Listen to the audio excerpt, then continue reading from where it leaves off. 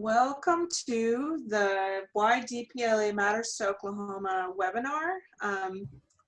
We hope that if you're watching this, that you have an interest in sharing your individual organization or your perhaps even individual digital collections for cultural heritage material to the Digital Public Library of America.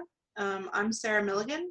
I'm the department head for the Oklahoma Oral History Research Program at Oklahoma State University's library, and I'm part of a consortium group that has put together the DPLA hub that we'll be talking about today for Oklahoma. And I'm here with Tara Carlisle from the University of Oklahoma Libraries. And I'll let Tara introduce herself a little bit too as she gets started. And if you have questions after this webinar, you can email either one of us, but the best place to go to look for information before you do anything is to look at the website listed on this slide, the DPLA-okhub.org. So Tara, I will pass it over to you from here. Hello, thanks Sarah.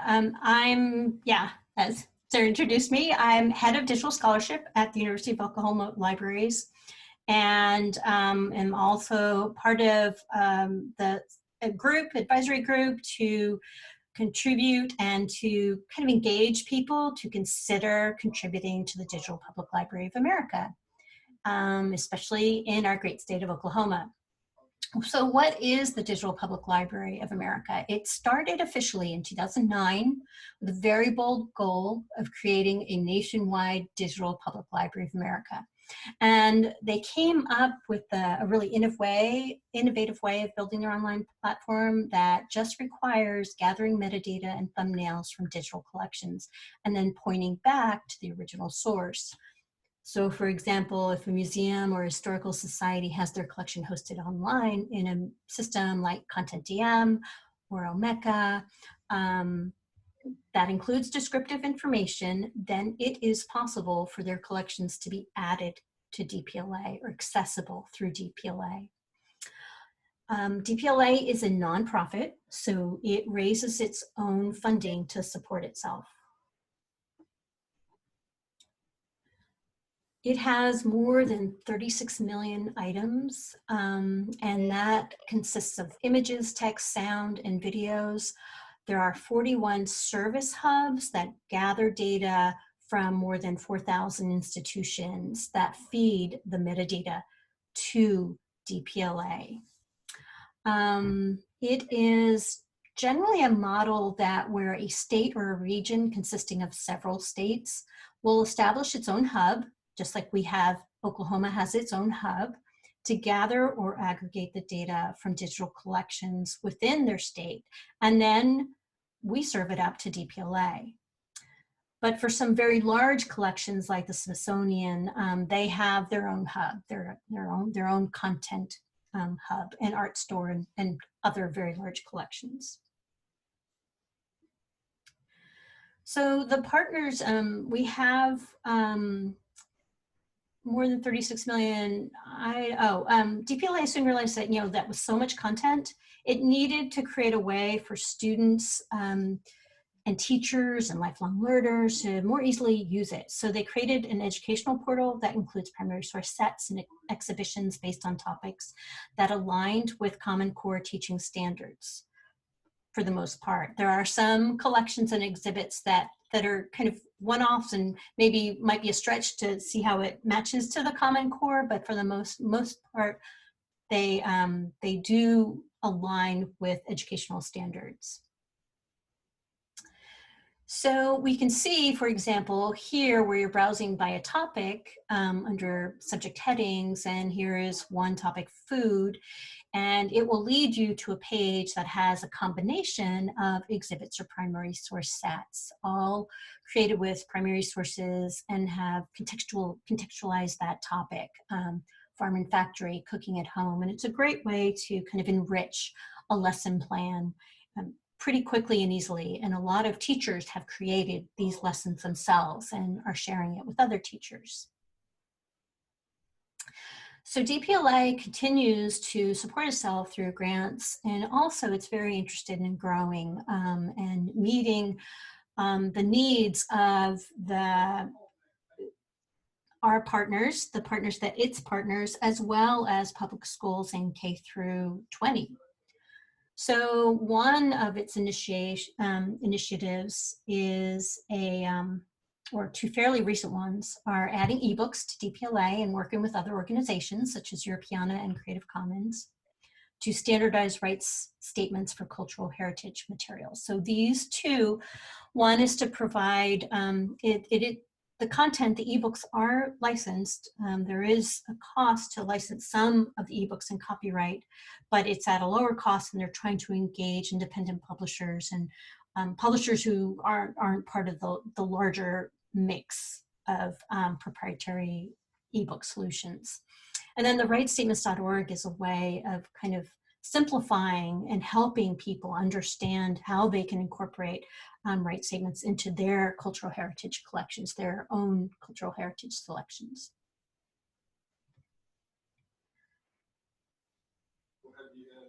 So DPLA's ebook work was supported by the Alfred Sloan Foundation, and the Simply was developed through the New York Public Library. And there's more information on ebooks.dp.la, that URL at the bottom of the screen underneath ebook exchange. The grants, two big grants, and two very exciting big grants, and that's to further engage public libraries. They want to continue to innovate and build DPLA's technical infrastructure. And then the other $250,000 grant from Sloan Foundation is an exciting one, working with the Wikimedia Foundation. So we all know Wikipedia, we often use it almost every day, I know for myself. Well, they're trying to figure out a way that we can add images from our respective institutions to show up in the Wikipedia entries. So what is a way that we're able to automate that process for those images that are in the public domain, and that can be shared. This could be a great initiative that would allow much more exposure to our collections. What we're doing close to home is DPLA Local. What we would like to do, in this case, we see two examples. DPLA is allowing hubs to have their own branding and all of their collections, what looks to be on their own website and searchable through the website, but it's actually hosted through DPLA. So if you look at the web address for the Digital Library of Tennessee, at the very tiny, it's hard to see, but it says tn.dp.la. So it's the Tennessee Local Hub, DPLA Local Hub, that they have been able to create, partition for Tennessee, and likewise for the Gateway to Illinois State History. So this is something that we are in the queue that we are planning to do for Oklahoma. The process for OK Hub, starting with step one, is you decide you want to contribute, and it's open to just about any institution that has their collections hosted online, that has a URL, a web address to the digital object, because that's really important to be able to point back to that item, that object on your website or your content management system.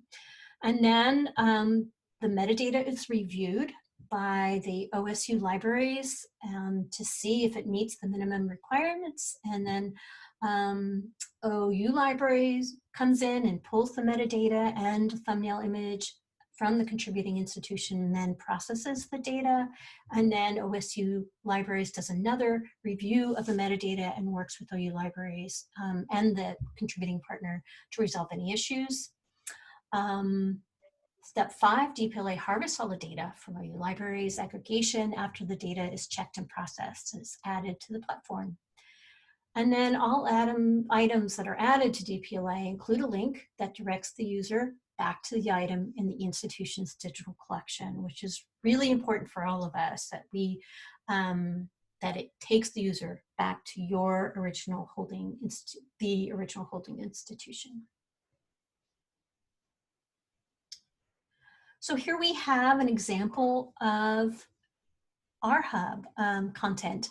And you see in the right-hand screen capture, it says 403,184 results for Oklahoma.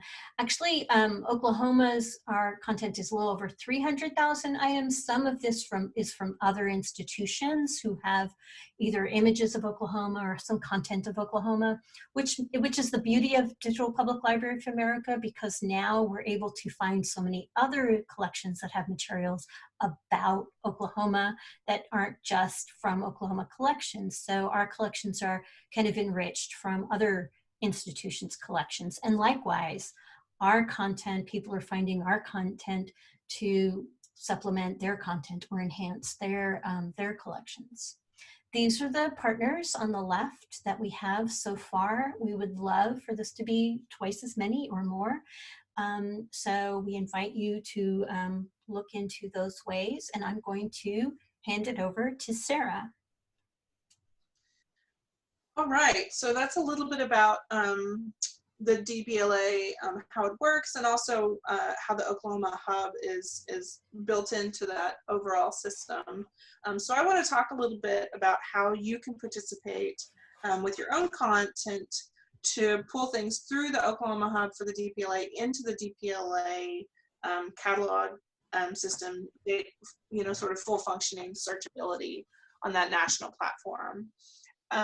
So there's a few, as I mentioned in the first slide, you can go to the website for the Oklahoma Hub, and you can always go back and find that URL as well. It's hyperlinked there. And to find all of this information as well. But I do just want to provide a little bit more context that's easily understood for this part. So basically, you just have to have collections online. So it can't be your physical collections. It has to be something that's shared in a digital platform. So that could be manuscripts or images or letters or whatever that maybe have been scanned or digitized, or cultural heritage objects like 3D objects, maybe like a historic cup or pottery or something like that that has a digital representation, so it's been photographed and is made available on some sort of digital platform. So as long as you are sharing it in a digital way, for the most part, we should be able to pull reference to that material and add it into the DPLA system. And so the way this works is the metadata you use to describe those digital items is what we're pulling out and pushing back into the DPLA system. So we're not actually taking your digital content, we're not taking ownership or possession or anything like that of your digital collections or your digital items. It's really just the metadata that you're sharing for this. And that's what Tara referenced, that the way the DPLA system works, once you look in, you sort of interact with an object in DPLA, it will take you back to where that item lives on your homepage or your digital collection site or whatever it is. That being said, one of the main requirements for this is that your metadata that you create with your digital items has to be copyright free. So it has to be something that is a zero copyright, if you're doing Creative Commons, or just has to have no restrictions on it. And that's just the metadata. That's not the objects itself. Like, you can have an object that is in copyright, but the metadata describing it that you've created can't be. Just to clarify that, I can always make that a little bit more clear if someone has specific questions. So you basically have to have some sort of content management system like Content DM or even an Omeka. Some people maybe Pass Perfect Online. We've harvested things out of Wikimedia, and Tara referenced a larger grant partnership with Wikimedia that will make that a little bit easier too. So if you're using some sort of system to be able to help people explore and discover your own digital content from your collection holders, from your collections, that's where we would pull material from, the metadata from, to reference back to. Do you have thumbnail images for each item? So we really want to be able to pull out those thumbnail items just so they can link them with the metadata. So when someone's looking in Content DM, they can get a really small visual just sort of like taste of what it is they're looking for. And then to get the larger image and the full experience, they would be pointed back to your website. It's kind of weird when there's no thumbnails, and for collections of DPLA, it's just sort of like the blank placeholder, and it doesn't make a lot of sense.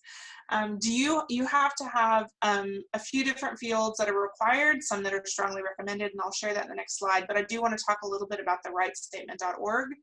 Tara also referenced this earlier. You have to at least have a title and right statement, like a title for your object, like you know, picture of sunset as the title or something like that.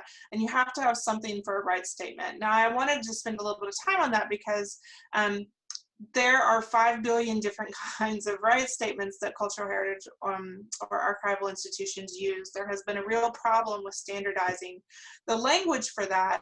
And something that's really helpful, I think, with the DPLA that they've been making it easier to use is choosing something from rightstatements.org, which is this really collaborative effort between like the DPLA, Europeana, and all these other sort of national collection, large-scale national collecting collection access organizations came together and really talked through a lot of different options for standardizing copyright statements and right statements in general. And so you can see here, there's a little, you know, little clip from one of their sites that says in copyright, no copyright, or other.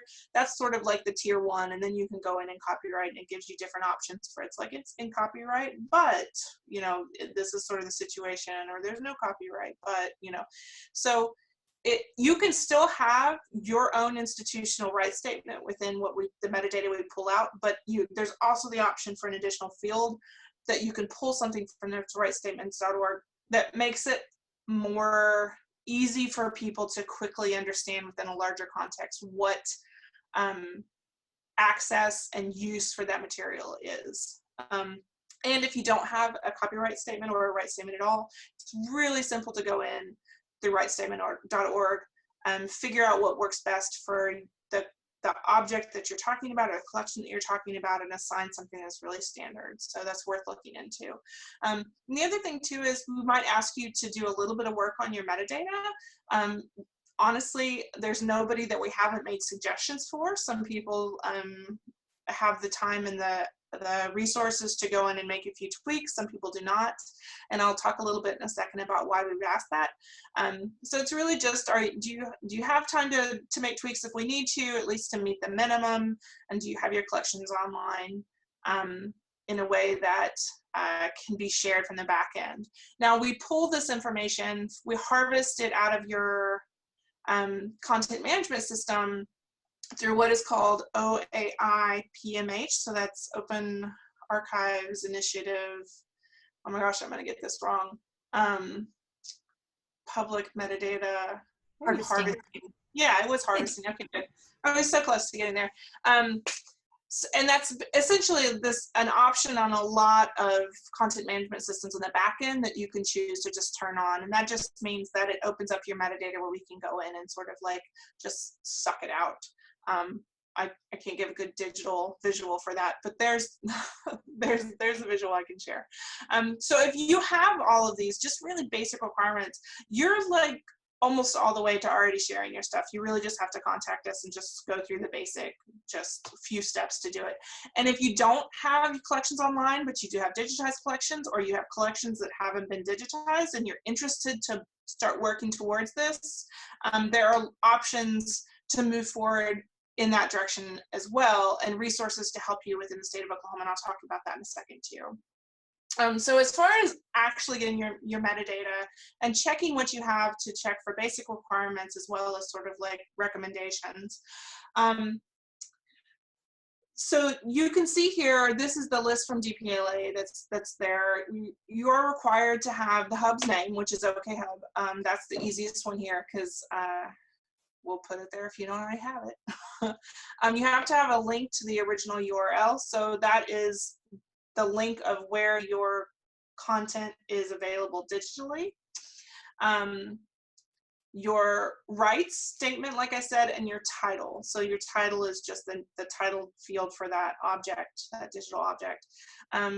You can see it's like really, really basic to qualify to submit content to DPLA. Now that being said, the more metadata fields you have in there, the better people are going to be able to interact with your content. Because remember, one of your objects is going into the DPLA, and there are millions of digital objects in that site that that people are searching within on these large scales. So if you want people to actually find your material and interact with it and it to be useful, then the more metadata you have, the easier it is to sort of flush all of that out for how people are searching.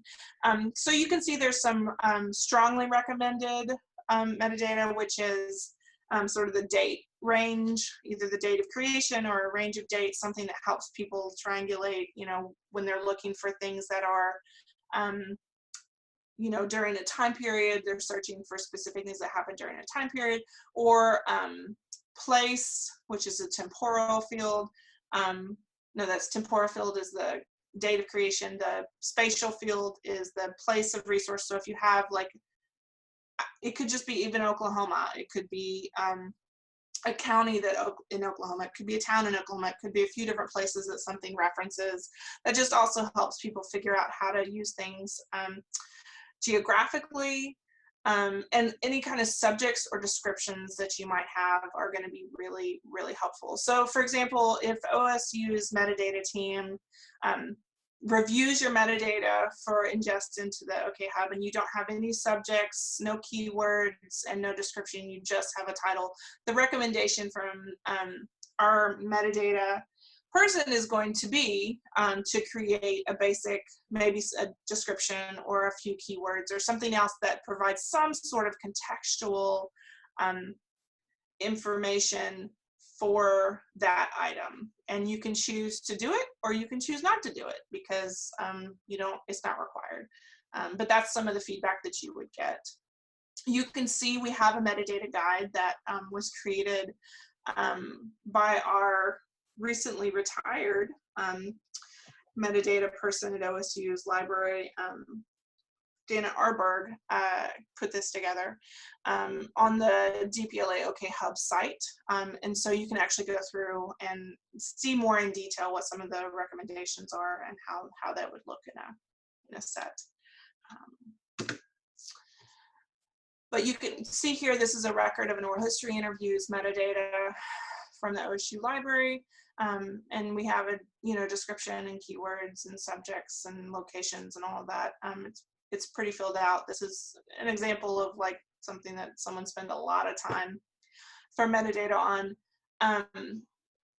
And so if someone's looking for not just an artist, but they're looking for Native American artists, they're looking for something related to a sculptor, you can sort of triangulate, they would be able to find this interview for their research instead of it getting buried in the several million pieces that are there.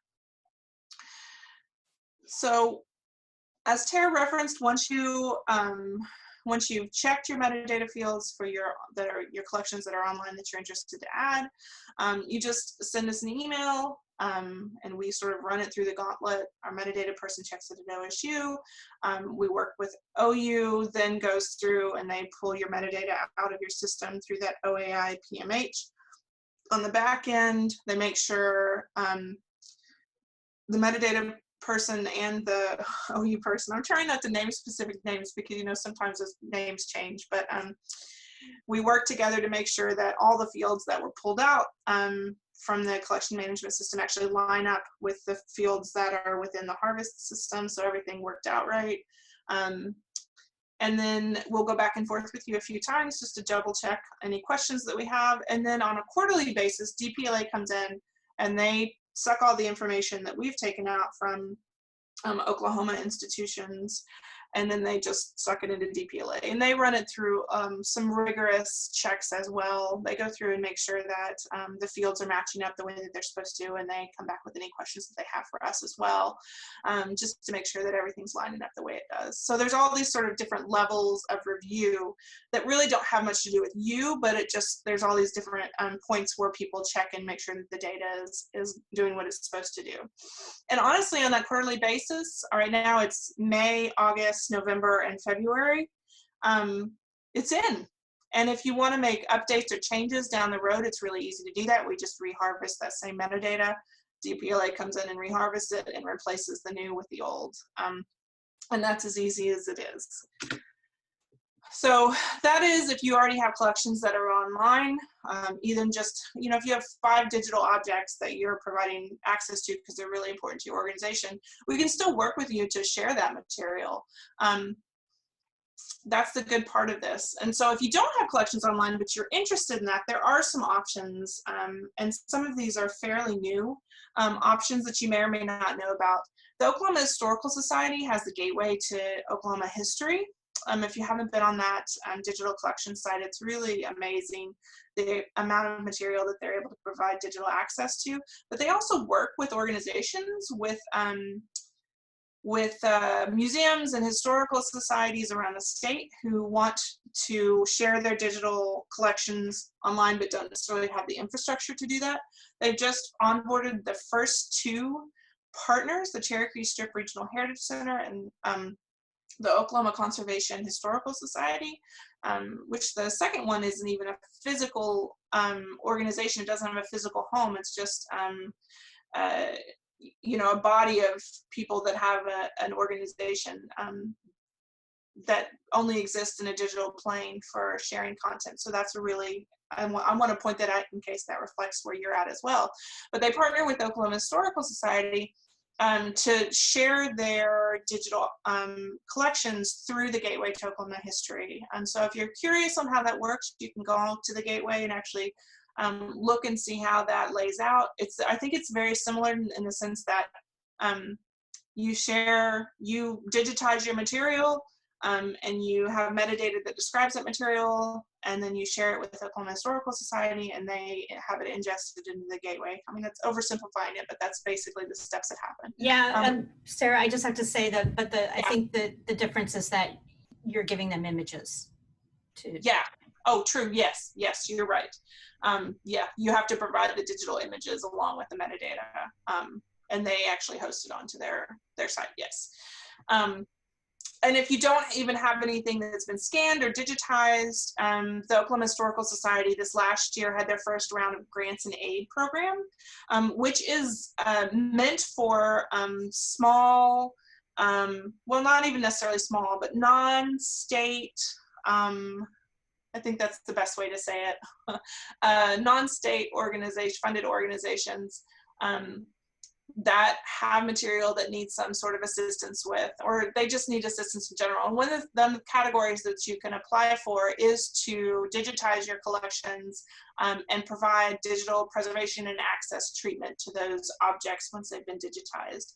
If you want information about that, you can see the URL right there. They will, as far as I know, in the last time I've talked to anybody, those grants are set to have a round 2 this next year. And so the application deadline last year was in early November. I think they're planning on that again this year. So if you have questions leading up to that, I would get a hold of the grants officer probably in September, September or October at the latest, obviously, but you can reach out to them at any point and just ask questions about whether you might be eligible. But that's a really good resource if you need equipment, you want to outsource digitization, whatever it is. There's lots of different options for that to help get your material ready and out there. And if you're going those routes, it's really easy for us to go ahead and pull that information into the DPLA through the OK Hub.